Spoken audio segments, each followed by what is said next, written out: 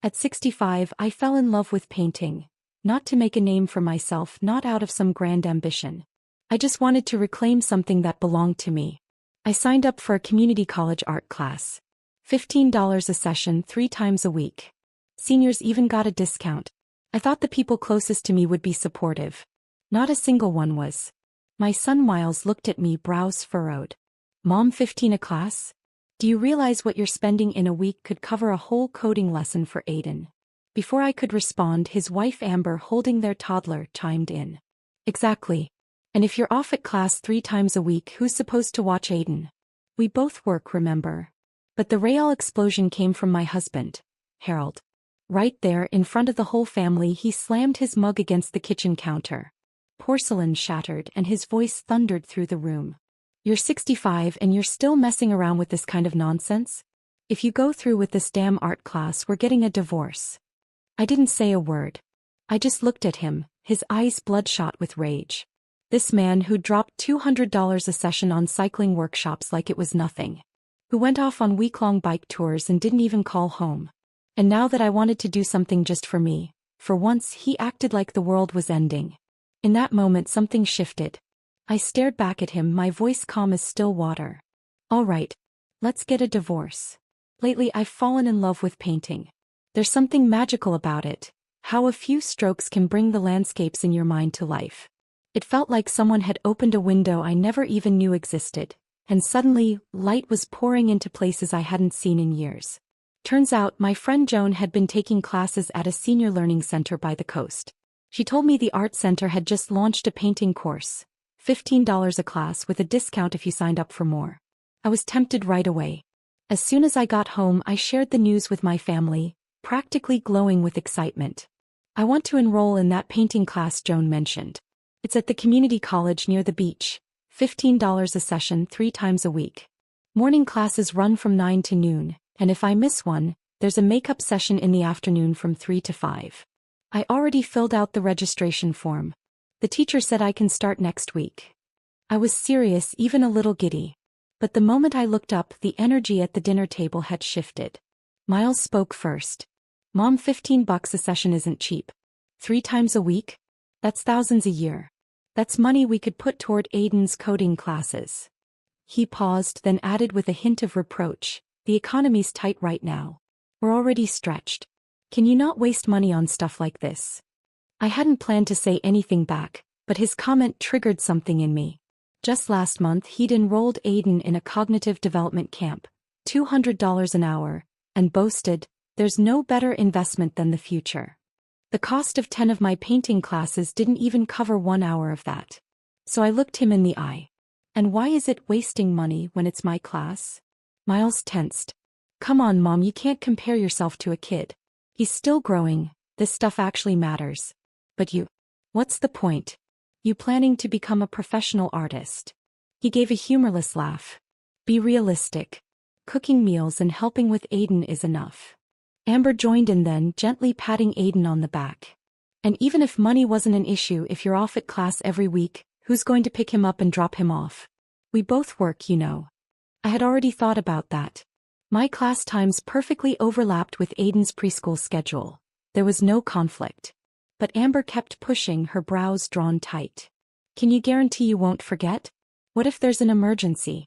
What if the school can't reach you? Her voice was rising now. So your little art dream is more important than your grandson? Are you really going to be that selfish? What kind of grandma does that? I was stunned for a second, completely at a loss. I turned to Harold, just hoping for a flicker of understanding. Instead he erupted. He grabbed the glass from the table and hurled it at the floor. It shattered, water splashing, shards flying. I've barely been home for a few days and already you're stirring up this crap? He growled, standing up. His eyes were dark, like the ocean before a storm. You're 65 and you think now's the time to play around with painting? Don't turn your silly little hobbies into some kind of life mission. His breath was ragged, finger jabbing toward me. If you're really going to take this class, then we're done. You're out of this house. And there they were, 3 people I loved most in this world. One calling me wasteful. One calling me heartless. And one threatening to leave me altogether. I looked at them and felt something inside me collapse. Not from grief but from realization. Decades. I had spent decades doing the laundry, cooking the meals, raising the kids, sacrificing my passions, my time, my freedom. All of it apparently a joke. A bad one. Fine, I said, voice steady. Let's get a divorce. And the strangest thing? Saying it felt light. For years Harold had dangled that word, divorce, like a noose. Every argument, every disagreement, he'd bring it up, using it to break me, to force me into silence. And it used to work. The very thought of growing old alone terrified me. I used to think, no matter how bad it gets, having someone there is better than being by yourself. But now I finally saw it. If companionship demands the death of who you are, then maybe solitude isn't so bad. He clearly didn't expect me to agree so easily. A flicker of panic flashed across Harold's face, though he tried to cover it with bluster. What? I'm wrong now? Look at you, you've lost your damn mind over some painting class. I let out a laugh, sharp, bitter, and snapped back. I've lost my mind? Really? What about you? You're out there spending $200 a pop on cycling classes, pedaling through storms like you're auditioning for the Tour de France. Gone for weeks at a time. And you think that's normal? Tell me, when was the last time you actually took care of this family for even one day? My voice cracked halfway through and my eyes burned hot. Because I'm human.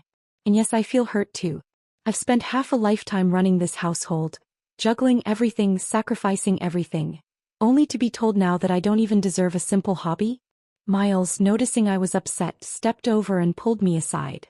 His brow was furrowed, his tone tense. Mom, how can you even compare yourself to Dad? He's worked his whole life, busted his back for this family. He just wants to enjoy himself a little now. Isn't that fair? And you, he went on. You've been at home all this time doing nothing and now suddenly you're chasing some dream? What right do you have? I stared at my son, the boy I raised, the boy I gave my life to, and as those words came out of his mouth his face became unfamiliar to me. Had he forgotten? Back when his father was constantly away on business trips, who made sure he was fed, clean and safe. Who stood in the kitchen every night, folded his laundry, waited in the ER during those scary midnight fevers. The year we couldn't afford childcare, I dragged him to the factory where I did temp work during the day. At night I worked the graveyard shift as a cashier. That winter I slipped a disc and my back never healed right. But none of that mattered now. In his eyes, the father who popped in with toys and a smile was the one worth remembering. Presence couldn't compete with novelty. And responsibility never stood a chance against a polished illusion. I didn't argue any further. I turned and headed for the bedroom. I started packing. And that's when it hit me, how little I truly had to take with me. One small suitcase barely half full. Just like my life. Decades poured into everyone else's needs. And now I was left with scraps. Just exhaustion. And silence. Miles tried to follow me but Harold yanked him back. She wants to act all high and mighty? Fine, he yelled. Let her walk out. Let's see how long that useless woman lasts out there. I moved in with Joan. She's 5 years older than me. 3 years ago she divorced her husband, because during an argument he slapped her. Back then almost everyone said she was overreacting. It was just a slap during a fight. Big deal. You've made it through decades together and that's what breaks you? I didn't get it at the time. But now. I understand completely. When word got out that I was filing for divorce, the calls came pouring in like a monsoon. Evelyn, have you lost your mind? At your age? Divorce? It's embarrassing. And I'll admit it, I hesitated. But Joan took my hand in hers, looked me straight in the eye and said, Evelyn, it's actually really simple. You just have to ask yourself one question. Have you been happy these past few decades? I looked down at my hands. Rough. Cracked. Covered in calluses. There was a time when they were soft, delicate even. When I loved nothing more than to lose myself in a canvas, spilling color across the page, painting the world I imagined in my mind. A local gallery owner once told me, "You've got talent." But then I got married. And those hands were put to work in the kitchen, scrubbing dishes until they bled in winter, bending over stovetops until my back gave out. The brushes got shelved. The dreams got rinsed away in cycles of laundry soap. I used to think divorce was a joke. A failure. The end of everything. Now I know it's not. Some things are worth taking seriously. I gave the best years of my life to someone who didn't deserve them. What time I have left, I'm keeping it for myself. Joan must have seen the change in my eyes. She smiled and patted my hand. "I'll introduce you to the lawyer who handled my divorce," she said. "She's sharp as hell, especially with women our age. These old men practically wet themselves when she shows up." I took her advice. Called the lawyer the very next day. Her name was Laura Burke. She was brisk, clear, and all business, exactly what I needed. After I signed the paperwork, she sent the first official notice of divorce straight to Harold. It didn't take long for the storm to hit. Harold called, his voice already raised before I said a word. "Evelyn, have you lost your damn mind? Are you done playing your little game yet? Cancel that stupid art class right now. Get back here and start looking after Aiden. If you turn around right now, I'll pretend none of this happened." In the background, Amber was yelling. Aiden was crying. Then came the sound of something crashing. Ceramic, probably. Guess without their dead weight, the household was falling apart. I let out a quiet breath and said coolly, "If you have anything to say, speak to my lawyer. See you in court." Then I hung up. No hesitation. I started my painting classes just like I'd dreamed. 3 sessions a week, and I never missed a single one. Every day I painted, every day I got better. Even my instructor couldn't help but smile and say, "Evelyn, you've really got something. Your brushwork has more life than half the kids in here." That one sentence lit up my whole day. Meanwhile, Laura kept the divorce process moving. She had warned me early on. "You've been married a long time. There's a lot of shared property, a lot of entanglements. If it goes to court, this could drag on for a year, maybe 2. I was prepared for a drawn-out battle. What I wasn't prepared for was how fast they struck back. That day I walked into the campus building like always, only to be stopped at the front desk. "Evelyn, I'm really sorry," the young woman said gently. "Your enrollment's been cancelled. The tuition's already been refunded. When your family came in, they told us you only signed up on a whim. They said someone your age couldn't commit to it and would eventually drop out to babysit your grandson anyway. They even threatened to call the police if we didn't process the refund. Said we were taking advantage of an elderly woman's poor judgment." She looked truly embarrassed. "We were put in a tough spot. I hope you understand." I stood there stunned. Then through the glass doors I saw them. Harold and Miles, waiting as if they'd timed it perfectly. Miles strolled over, grinning like he'd done me a favor. "Mom, class is over. Let's head home." Harold's expression was as sour as ever. If my son hadn't come up with this plan, who knows how much longer you would have kept playing around? The world dimmed for a second. My vision went dark at the edges. I clenched my fists and the fire in my chest surged to my throat. I yanked my arm away from Miles and stared them both down. Clear. Measured. Loud enough for the whole room to hear. "Who told you I was going back home with you?" I turned to Miles. "And where's the money they refunded?" He froze for a beat, then plastered on a crooked smile. "Mom, things with Amber have been rocky. She demanded a gift, wouldn't let it go, so I used the refund to buy her a necklace. Come on, we're family. Let's not nitpick over little stuff." I let out a cold laugh. "Oh sure. When they want my money, we're family. But the second I choose something for myself, suddenly I'm selfish, heartless, irresponsible. Classic double standard." I didn't waste another second. Pulled out my phone and dialed 3 numbers. "You took money from my private account without consent? That's theft. I'll let the police sort it out." At the station, Miles was still trying to worm his way out of it. "How is this theft? I'm her son. Her money's my money, right? What's she gonna do with some painting class anyway? She's 70. I used the money on something useful." Harold sat silently, his face a brick wall, tension radiating off him like heat. Finally he muttered, "God, what an embarrassment. I can't believe I married a woman like you." The officer looked at us, uncomfortable. "Your direct family," he said slowly. "In cases like this, it's hard for us to intervene. Technically, this falls under domestic financial matters." But I caught something in his tone. "So what you're saying is, if he took money that didn't belong to his mother, the law could step in, right?" The officer hesitated, then nodded. "From a legal standpoint, yes.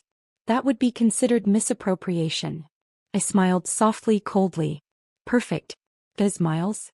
That refund money, it wasn't mine." Then I called Joan. I'd left home in such a rush I didn't even have cash on hand. When the class asked for payment, Joan had covered it for me. 15 minutes later she stormed into the station, all fire and steel, eyes locked on Miles. "Hey kid," she said, grabbing the collar of his t-shirt with one hand. Her voice wasn't loud, but it was sharp enough to freeze the room. "Heard you spent the money I loaned your mother on jewelry for your wife?" Joan practiced karate back in the day. Still had the biceps and the spine for it. Miles stumbled backward, nearly hitting the counter. He pointed frantically at me. "It wasn't me who borrowed it." "He did. Go after her." That line hit me like a slap. I just stood there watching my son, the boy I raised with my own hands, disown any responsibility without blinking. 30-some years of raising him, and all I got was, "Take it up with her. Not my problem." Joan gave a low chuckle. "You used the money. You bought the gift. Don't want to pay it back? Fine. I'll just tack this onto the police record. Elder financial abuse, suspicious third-party fund transfer. Let's see how peaceful your life is once your mom's credit gets flagged and you're in every debt database in the state." Miles shut his mouth. Even the officer added, "Legally or not, she gave you money. You spent it. You owe her. Period." Eventually, Miles slinked over to the ATM, withdrew a wad of bills and reluctantly counted them out, over and over, like his fingers couldn't let go. I walked up, plucked the cash from his hand and smiled. "Miles, aren't we family? No need to be petty. What's all this fuss about anyway?" Both his and Harold's faces flushed beet red.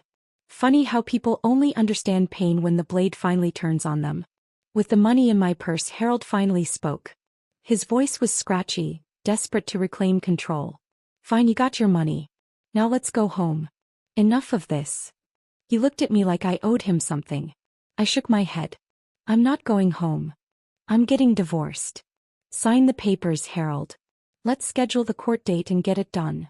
He exploded. "Divorce? That's all you ever say now. You're too old for this crap. Have you completely lost your mind?" But I was calm.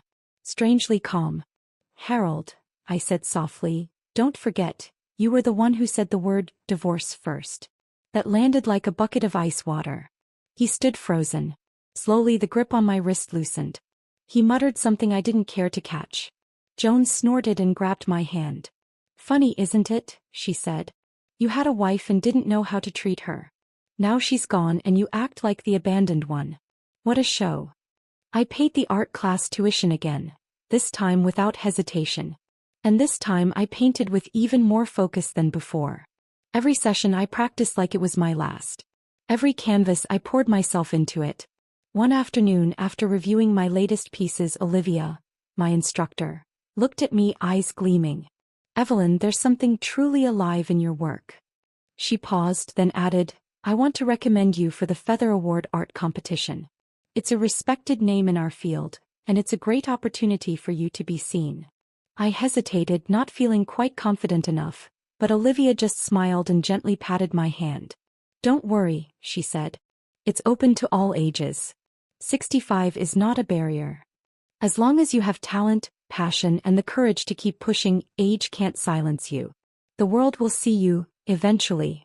Her words were like a steadying injection straight into my heart, clear, strong, and reassuring. In that moment, something locked into place inside me. I was ready. I began preparing for the competition.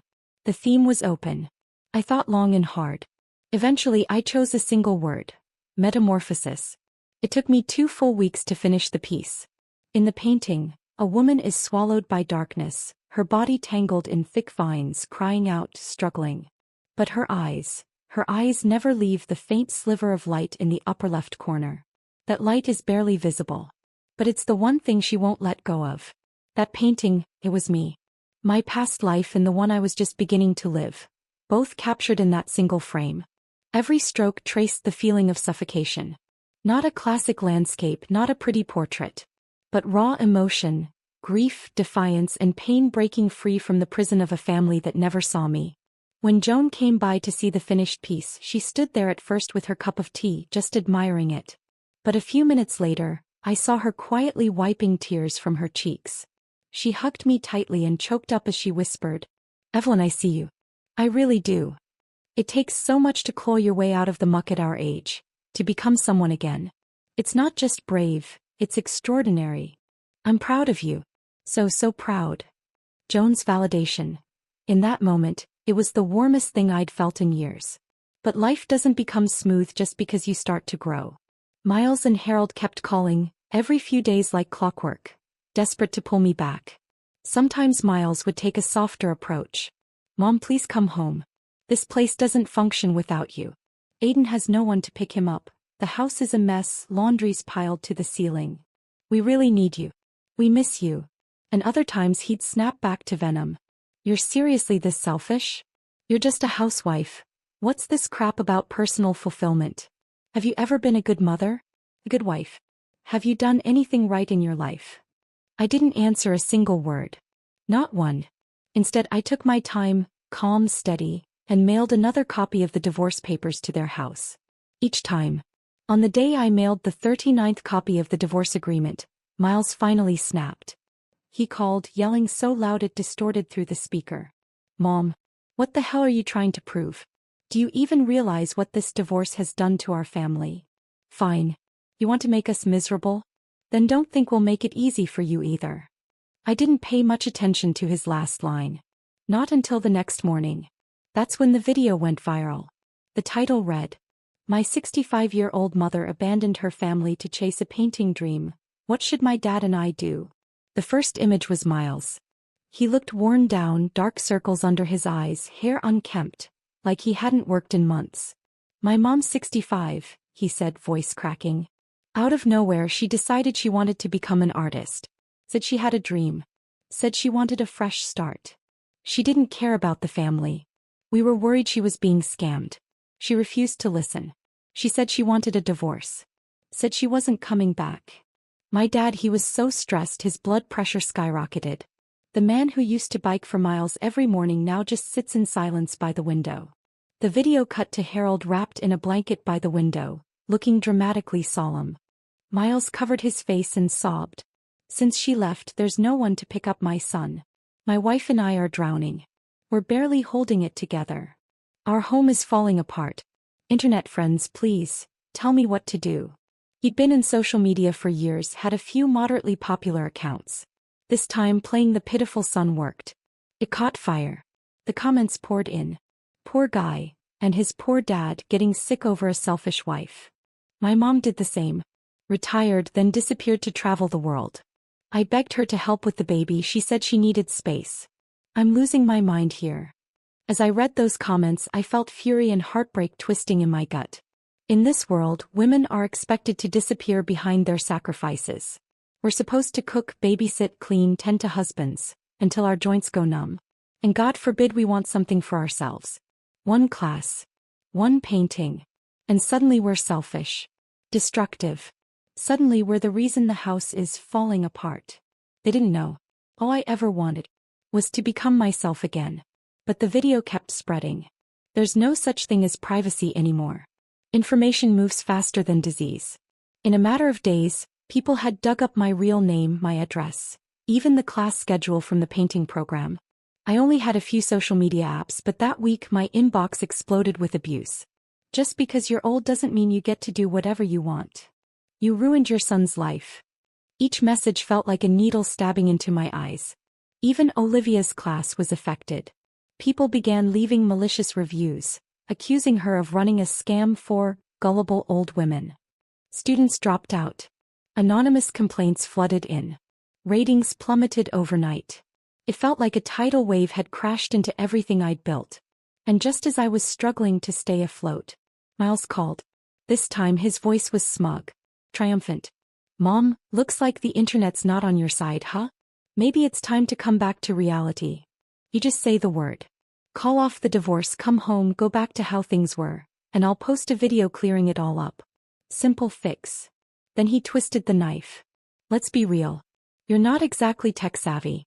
If this drags out, it's not going to end well, for you or that little art class of yours." I could hear Harold in the background laughing. "See? Told you. Everyone online agrees with me. You're too old for this nonsense." My fingers clutched the phone so tightly they turned pale. And just like that, whatever little scraps of softness I still held onto melted into steel. I took a slow, deliberate breath. Then I said calm and sharp, "Harold, let's not kid ourselves. They sided with you because they only heard your story, and not one word of it was true. I paused, and then let the corner of my mouth curl into a quiet smile. And Miles, who said I don't understand the internet. I used to know nothing about social media. But ever since moving in with Joan, something shifted. Her energy rubbed off on me, made me feel younger, lighter. And then there was Olivia, my art teacher born in the 90s, a whiz at all things digital. She taught me everything: how to edit videos, add subtitles, create eye-catching thumbnails. Before long I started my own channel. I called it Painting Granny. On it, I documented my quiet little world of art. My hands gripping a brush, my palettes of color, the soft spread of rice paper under morning light. Everything delicate. Everything honest. At first no one paid much attention. But I kept showing up, painting with care, speaking with sincerity. Slowly the numbers began to grow. And I thought, if Miles can use the internet to spin a story, why can't I use it to tell the truth? I dug out the original receipt for my art class tuition. I printed the police report from the day he took that money without my consent. Then I sat in front of the camera and recorded the very first response video of my life. I told a different story. The story of a woman who had lived her entire life for everyone else, losing herself in the process. Who, in the haze of her later years, finally saw a sliver of light and decided to follow it. Not to become some famous artist, but to revive a dream she was forced to bury decades ago. I wasn't spending a fortune, just $15 per class at a local community center. I wasn't being scammed, I was simply waking up. And the deepest cuts, I explained, didn't come from strangers. They came from the people sleeping beside you. At the end of the video I looked straight into the lens and spoke to every woman who might be watching. It's never too late to start again. Whether you're 30, 40 or like me 65. You have the right to take back your life. Olivia edited it for me, clean cuts, soft captions, and posted it across platforms. I never expected what happened next. It exploded. The video went viral. Fast. It was everywhere. Twitter, Facebook, TikTok. It even hit the front page of trending topics. Thousands of comments flooded in. So that's what the son wanted, a free live-in nanny. I knew something felt off about his video. All crocodile tears. He just wanted someone to do his chores. My mom is 68. She watched this and sobbed for half an hour. She's always wanted to take a floral design class but was too scared to ask. Society controls women from the cradle to the grave. No breaks. No questions. I saw her paintings, they're beautiful. So full of feeling. If she'd had support 20 years ago, she would have been a star. I was overwhelmed. Messages poured in. People thanking me, strangers sharing their own heartbreak and courage. One private message read, "If I hadn't seen your video, I think I would have stayed trapped forever. I didn't know I could leave." That's when I realized. This wasn't just about me anymore. I wasn't just telling my story. I was speaking for every woman who had ever been trapped in a house she built for everyone else but herself. Who had dreams too, but locked them away out of fear. Out of duty. And if my story could be the flicker of light that showed them the way out, then I was more than proud. I was grateful. But for Miles, this storm turned out to be anything but worth it. His comment section became a war zone. Your kid is your responsibility, not your mom's. What's the excuse? No hands or no brain. I live in their neighborhood. His dad is never home, blows hundreds on cycling classes, disappears for weeks. That woman kept the whole damn house running by herself. Classic men protect men club. Dad wastes money, no one bats an eye. Mom wants to take a class and suddenly she's the villain. The original video? It had been posted using one of his company's media accounts. At first, when public opinion was on his side, the company looked the other way. But now that the tide had turned, even his co-workers were muttering about how he'd used his own mother for clout. Word got around that his performance bonus had been slashed. His position was downgraded. His job security? Hanging by a thread. And home wasn't the sanctuary it used to be, where all he had to do was walk through the door and the world took care of itself. Amber was constantly at his throat. Aiden cried nonstop. The diapers, the bottles, the crushed cereal underfoot. Miles was finally getting a taste of what it really meant to run a household. Before, all he had to do was sprawl on the couch and like magic, dinner was served. The laundry was folded. The house sparkled. The baby giggled. He thought it was all part of some unspoken deal, what he deserved. But he forgot. Behind every effortless moment was a woman who had held her breath for decades, swallowing her own life just to make his easier. And Harold? Harold, too, had finally begun to understand what my presence meant. One afternoon he showed up outside my art studio looking hollowed out. No stiff posture. No angry scowl. For the first time he looked tired. Evelyn, he said, his voice worn and quiet. I don't want a divorce. What I said that day, you know I didn't mean it. I wasn't trying to hurt you. You can paint all you want. However long you want. Just come home. Please. His back was hunched now. His voice soft. The corners of his eyes drooping with age and regret. But I felt nothing. I shook his hand off me. Harold, I am getting this divorce. If you have even a shred of respect left for me, sign the papers. Let's end this with some dignity. His eyes reddened. His lip trembled slightly. I'm not signing, he said, barely above a whisper. Evelyn, we've been together for 40 years. I don't know how to live without you. Every morning I wake up wanting your sandwiches. I reach for the shirts you ironed. Even on my bike, I picture you adjusting my helmet, slipping water bottles into my bag. You need me? Well, I need you too. I looked at him steadily. Then don't sign, I said coolly. That's fine. I'm not in a hurry. I can wait. When we've been separated for 2 years and it's clear our marriage is beyond repair, I'll file for divorce myself. I'd rather spend 2 whole years waiting you out than spend 1 more day inside that house. My painting won first place in the Feather Award competition. The moment I saw the notification, Joan threw her arms around me in a hug so tight, I thought she might lift me clean off the ground. Her voice rang out like a fire alarm for the whole building to hear. Evelyn, you did it. You did it. Olivia's eyes turned glassy and she wiped them quickly, whispering, I knew it. I knew this award had your name on it from the start. I stared at the gold first place badge on my screen and for a moment I felt weightless. As if I'd traveled back in time, to when I was 20. Back then I owned 2 spare outfits, a bag of instant coffee and a suitcase filled mostly with air. The most valuable thing I carried?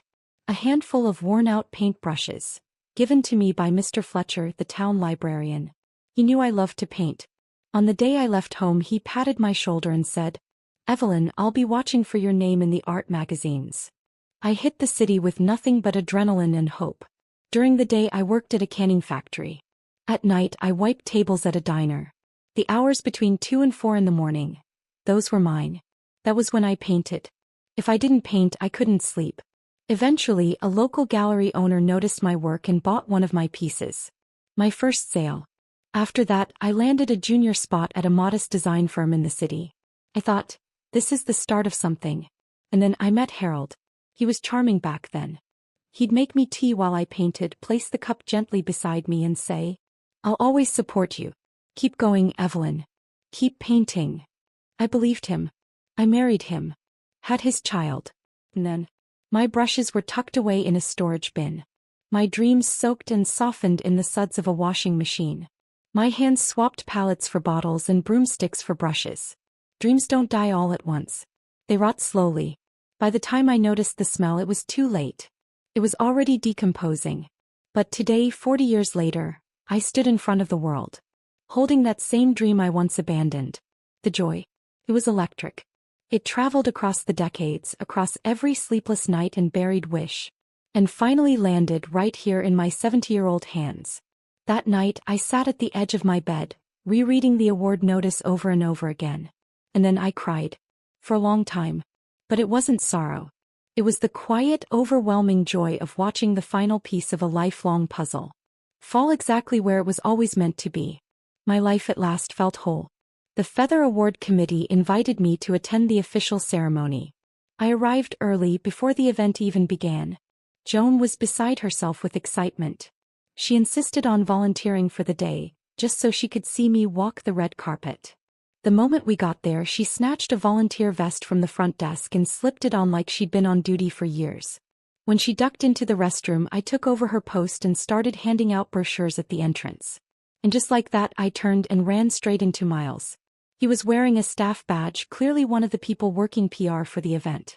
Behind him, of all people, was Harold. From their conversation, I gathered that some tickets had been misrouted by his company, so Miles decided to bring Harold along last minute. I had no intention of speaking to either of them, until Miles caught sight of me in the volunteer vest. He blinked, confused, then smirked in that familiar sour way I'd come to know too well. "Mom? What are you doing here?" His eyes dragged over me top to bottom like I was something he'd stepped in. "You volunteering now? What, they giving out free meals for this gig or something? You couldn't make it on your own, huh?" He gave a theatrical shrug. "Told you. You couldn't live without us. Now look at you, scraping by working events just to get fed." Then he added with a sneer, "You picked a good event to beg at, I'll give you that. I heard the Feather Awards being handed out today. Some old lady won. Last name Carter, I think. Too bad all you'll be doing is handing out flyers while someone else accepts the award. Some people are just born stuck, I guess." Harold, behind him, looked like he'd just sucked on something bitter. "Evelyn," he muttered. "Last time I saw you going on about independence and self-expression, I actually thought you had some talent." He sighed. "But now, I see it was all just talk." Then he reached out and patted my forehead like I was a confused child. His voice condescending, almost pitying. "No fever. So what's your excuse? At your age, shouldn't you know better than to start living in fantasy? There's a certain kind of laugh that only surfaces when you're too angry, or too amused, to say a single word. That's the laugh I gave them. If they'd spent 5 seconds looking at the award website, or even half a second paying attention to my life lately, they'd have spared themselves this embarrassing performance." I looked at them both, voice light as air. "Did it ever occur to you that the 65-year-old woman named Carter might be me?" Miles exploded. "You're kidding, right? Mom, I know your level. You couldn't even draw a straight line." Harold chimed in right behind him. "He's right. You fooled a few community college folks, sure, but this competition? It's for real artists. You're way out of your league." He even reached over again, like checking for signs of mental illness. "Not burning up. But you're clearly not thinking straight, Evelyn. You've really lost it." I wasn't interested in wasting another breath on either of them. Just then my phone rang. It was the committee, letting me know the ceremony was about to start. I turned to them calmly. "Then you'll want to stay seated," I said, "and watch carefully when they call my name." In truth, I couldn't wait to see their faces when the truth hit. Backstage, I changed out of the volunteer vest, touched up my makeup, and adjusted my posture in the mirror. I was just about to walk out when, of course, Miles appeared again. Apparently, he'd been assigned to manage part of the ceremony logistics. And once again he stood in my way. "Mom, what are you doing?" he hissed. "You think a new outfit and some lipstick makes you an award winner?" He grabbed at my sleeve, voice rising with panic. "You're delusional. You need to go home. You're going to embarrass yourself in front of the whole city." On stage, the announcer called for the 3rd time. "Winner of the Feather Award, Ms. Evelyn Carter. Please come to the stage." I could hear footsteps rushing down the steps behind the curtain. A staffer ran toward us, clearly looking for me. Before I could say a word, Miles jumped in front of him. "I'm sorry, I'm really sorry," he said quickly. "That's my mom. She's not well. She thinks she's won. Honestly, it's been hard. He gets these ideas. Says she's a big artist or something." He let out a nervous laugh, eyes sharp and smug. "But don't worry. We'll take her home. She won't cause a scene." Then he reached for me again. The staff member looked at him, baffled. "I'm sorry, sir, but that is Evelyn Carter." Miles froze. "What? No, she's not. She's a housewife.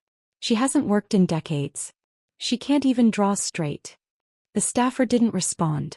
He just handed him a program booklet. My name. My photo. Clear as day. Miles stared at it. His mouth opened slightly. The blood drained from his face. His fingers released my sleeve. "Mom, you're that Evelyn Carter? The one who won the Feather Award?" I didn't answer. I simply walked past him onto the stage and took the trophy in my hands. And it wasn't just Miles. From the corner of my eye, I saw Harold in the audience. His jaw slack. His spine stiff. When they read my name, when they placed the award in my arms, he didn't move. First came confusion. Then came awe. And for a split second, he looked just like the man I met all those years ago. Back when I still believed he'd keep his promise. To always support my art. That year, in a small downtown gallery, he saw me for the first time. Later, Harold told me, "I'd never met a girl like that before. The way your eyes lit up when you talked about painting, your whole body seemed to glow." After that, he pursued me relentlessly. We stayed up late together. Me at the easel, him in the kitchen brewing tea. His favorite thing to do was stand behind me while I painted, wrap his arms around my waist and whisper, "Evelyn, this is incredible. One day the whole world is going to see your work." But life doesn't always keep its promises. The man who once vowed to chase dreams beside me learned instead how to hide. He stopped standing behind me, started locking himself in the car, chain-smoking cigarettes, while I stayed in the kitchen, alone in the noise of a crying child, a spinning washer, and a house that never stopped demanding more. And slowly, piece by piece, I gave up on myself. It was those quiet, brutal days, the ones that blurred into each other, that made me forget who I used to be. But today, I remembered. The girl who glowed when she held a paintbrush? She never left. She was just waiting to be seen again.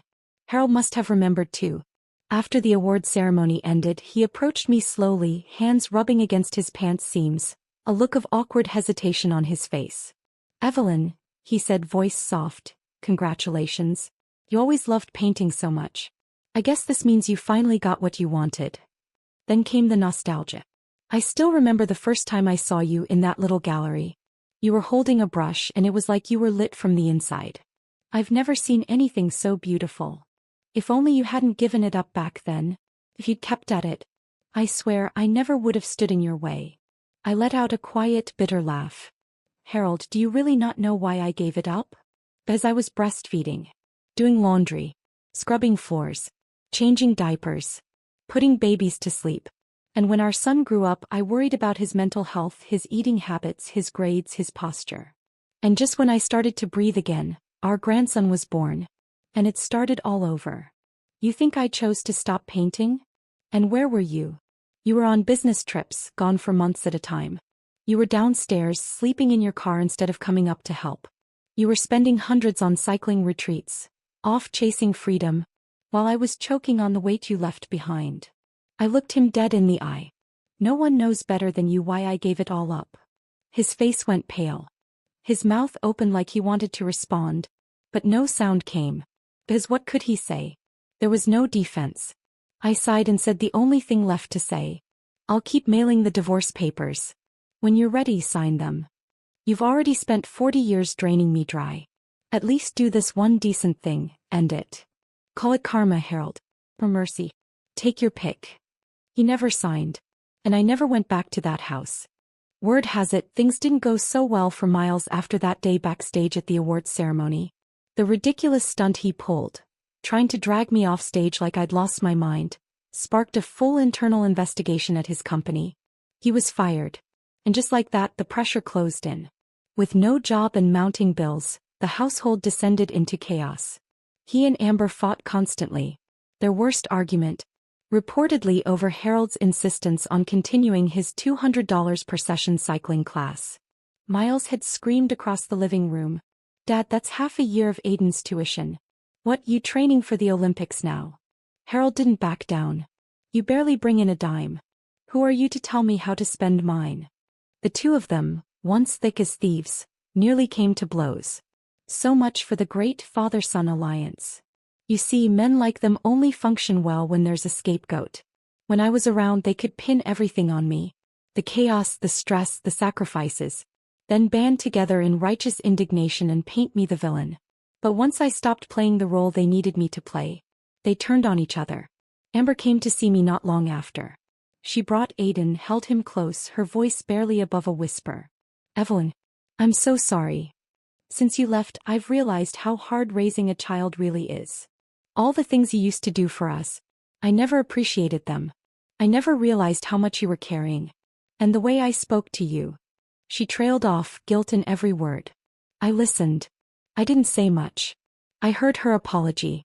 But I didn't feel the need to hold on to anger. Yes, she'd once called me selfish, irresponsible, ungrateful. But I also knew. She wasn't born cruel. She was raised with the same script women like us had always been handed. That raising children is a woman's job. That elder women must serve. That sacrifice is just what we do. She didn't invent those expectations. She just passed them down. Like so many of us have. So I didn't blame her. As I knew. One day she'd stand exactly where I had once stood. And when she did, she'd understand. 2 years went by in what felt like a blink. Harold and I officially divorced. 2 years of legal separation, emotional estrangement, and irreversible cracks. And finally it was done. During those 2 years I poured myself into my work. I held my first solo exhibition. Then a touring gallery in San Francisco and Boston. Critics called my work a blend of contemporary form and emotional realism. I'd found a voice. And an audience. I was finally becoming known. Miles tried to latch on. Jobless, desperate, he reached out. Wanted a referral. A contact. A letter of recommendation to a design firm I'd worked with. I didn't hesitate. I said no. And more than that, I made a public statement within my professional community. I no longer recognized Miles as my son. I was clear. He's the man who once tried to destroy my life. Infuriated, he tried spinning the narrative again. Started reaching out to media under the headline, "I'm the son of Evelyn Carter." But the internet never forgets. It didn't take long before someone pulled up the old viral video. The one where he'd accused me of abandoning my family to chase a fantasy. The comments turned savage. You called her insane and now you want to profit off her success? Pathetic. Your mom got famous and you came crawling. Predictable. She built herself back up and now you want to ride on the ladder you once tried to kick down. The backlash was immediate. Relentless. Within a week, Miles deleted every one of his accounts. She finally had enough. Filed for divorce, took Aiden and left. I didn't interfere. Every person must live with the consequences of what they've done. And Harold? He didn't get a happy ending either. 2 months ago during a cycling trip on the interstate he fell. Crushed his spine. Complete paralysis from the waist down. The doctors said he'd never walk again. He sent word, asked if I would visit. Joan asked gently, "Will you go?" After 40 years together, maybe just once. I shook my head. No. I don't owe him that. 40 years of pain repaid any debt I ever had. I had better things to do. After the awards, as my name gained recognition, I kept learning. Kept growing. From $15 community classes to private instruction with top-tier mentors. Now $600 a session. And I pay it gladly. With pride. I no longer ask if my dreams are worth it. I know they are. Because now everyone knows. I am. 2 years ago I had nothing. No money. No name. No plan. Just a shattered marriage and a will to stand. Today I have my canvas. My applause. My stage. And most of all, I have myself. I no longer sacrifice for anyone. I live for me.